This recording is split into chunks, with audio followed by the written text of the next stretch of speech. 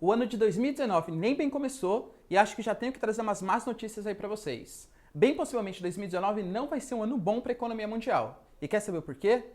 Então se liga aí no vídeo.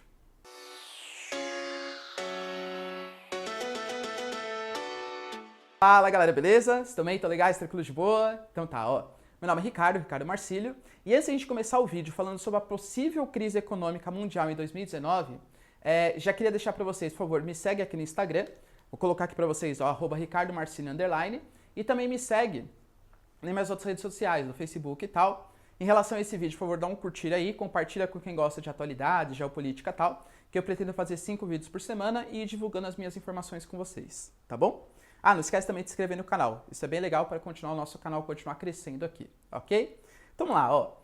2019 vai ser um ano bastante complicado para a economia mundial. Entendam bem, não estou falando do Brasil. O Brasil é um país à parte aí, né? Claro que ele vai sentir os reflexos da possível crise econômica mundial, mas seria um reflexo à parte. É um país à parte por quê? Porque o Brasil, ele está num período bastante bom para investimentos estrangeiros. Não sei se vocês têm acompanhado aí, mas o Brasil ele vem constantemente batendo recorde nas suas bolsas de valores. Por quê?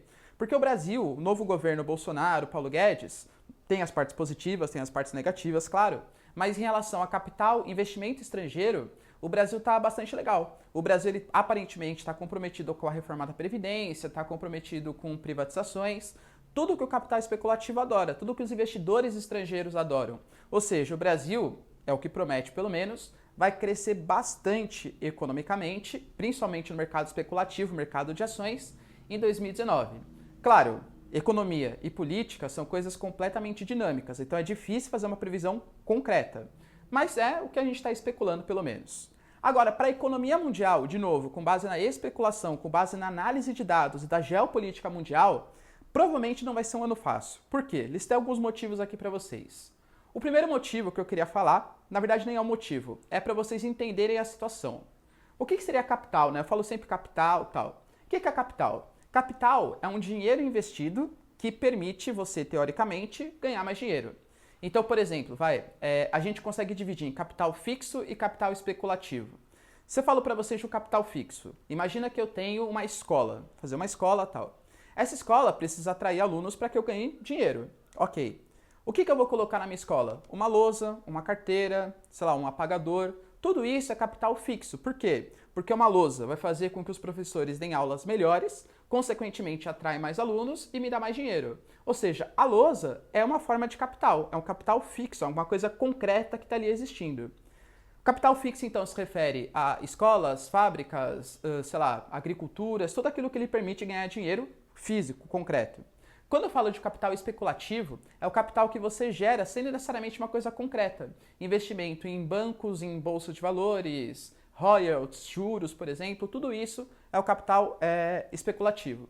Hoje em dia, com toda certeza, predomina o capital especulativo, o que é bom por um lado, porque é um dinheiro que circula muito fácil, mas é ruim pelo outro, porque é um dinheiro capital, que ele, digamos assim, fica muito suscetível a crises econômicas. Outro nome que a gente pode dar para esse capital especulativo é capital volátil. Para quem manja um pouco mais de química, sabe que volátil é uma coisa que evapora muito fácil, que sai muito fácil. E essa é a mesma ideia. Vamos dizer, por exemplo, ó, Petrobras está crescendo super bem e tal. Aí sai uma notícia na mídia. Olha, sei lá, a Petrobras descobriu que tinha trabalho escravo. O que vai acontecer com as ações da Petrobras? Vão despencar, vão lá para baixo. Tá vendo? A Petrobras estava crescendo com capital especulativo, aí por conta de uma denúncia que aconteceu, todo mundo tirou o dinheiro e a Petrobras afundou. Percebe como o capital especulativo ele deixa muito mais sujeito a países, a empresas, a crises econômicas gravíssimas? E essa é uma grande preocupação no mercado mundial, tá bom? Então vamos começar aqui a listar os motivos. Ó. Primeiro motivo que eu separei para vocês é a guerra comercial. A gente sabe que a guerra comercial ela está basicamente entre China e Estados Unidos, porque os Estados Unidos têm um déficit gigantesco comercial com a China.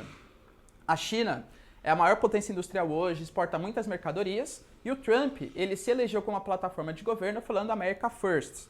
Ou seja, os Estados Unidos vai parar de ter déficits comerciais com o NAFTA, que até trocou de nome, né? Agora é UNSCA, não é mais NAFTA, com a China principalmente, com a União Europeia. O Brasil mesmo, ele sofreu com o nosso aço e com o nosso alumínio, tá? Só que a China não aceitou muito bem isso. E a China também começou a colocar sobretaxas na economia americana. A gente sabe tudo o que aconteceu ano passado.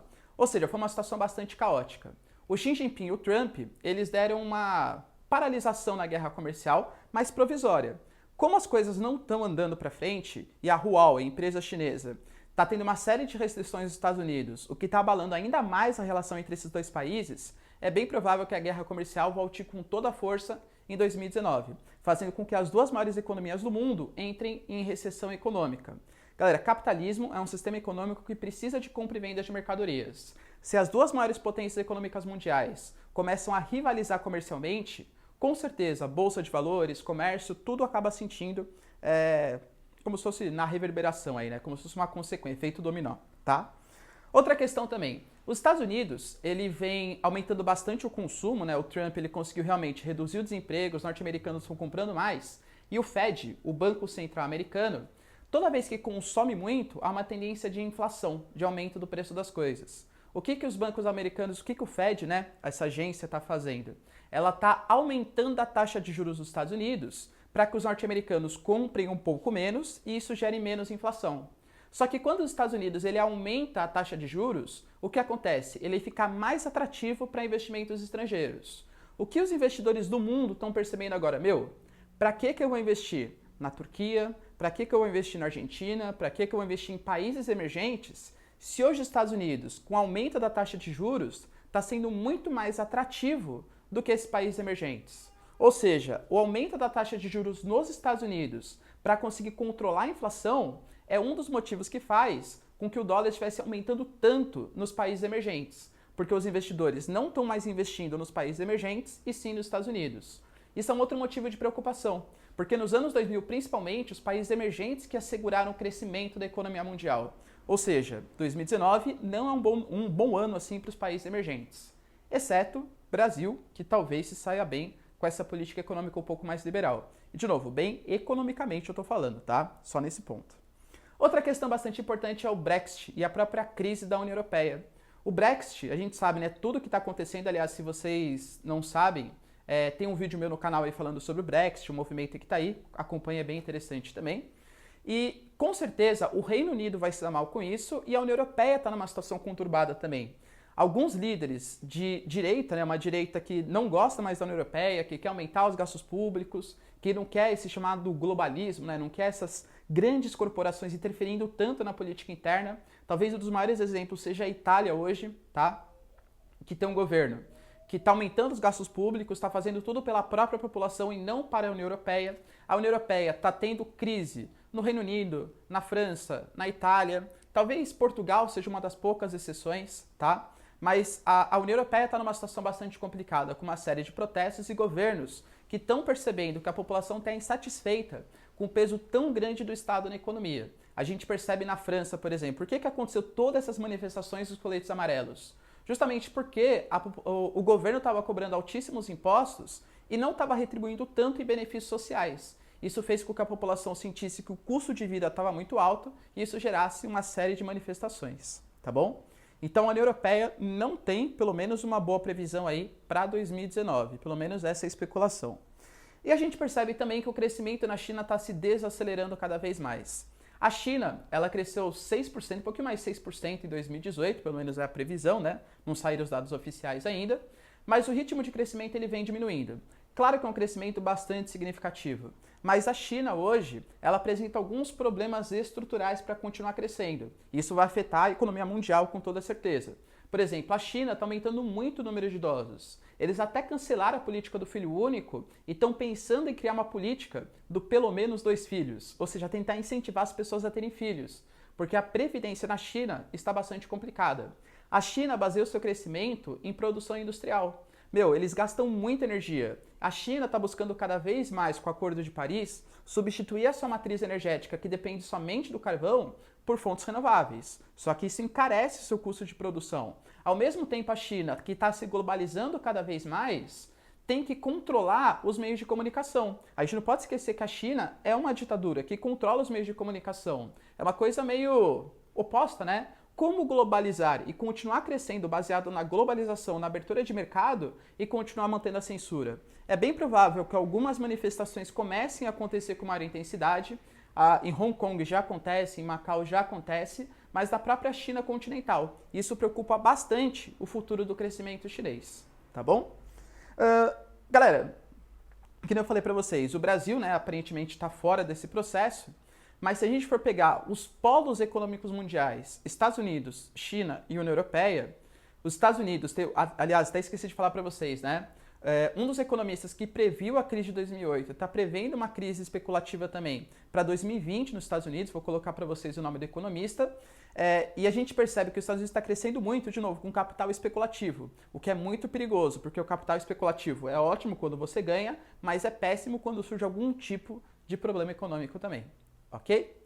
Então é isso aí, galera. Espero que vocês tenham curtido o vídeo, né? Foi bastante informativo, esse aqui ficou um pouquinho mais longo que o comum, mas espero que vocês curtam.